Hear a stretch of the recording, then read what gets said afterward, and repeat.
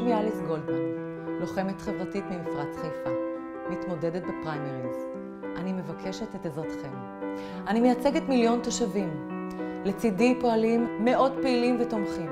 אני כבר מספר שנים מתנדבת כמשפטנית בתנועה שנלחמת נגד הון שלטון, נלחמת למען טוהר מידות, נלחמת למענכם. קשר הון שלטון הוא הקשר שמשפיע וקובע את גורלנו.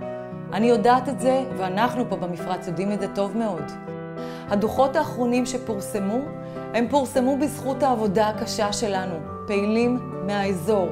15% יותר תושבות חולים בסרטן במפרץ חיפה, בנפת חיפה ועכו.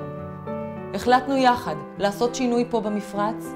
החלטתי כבר לפני שנים שהשינוי צריך לבוא מהכנסת. שם אפשר לפעול ביתר שאת, משם אפשר לקדם דברים.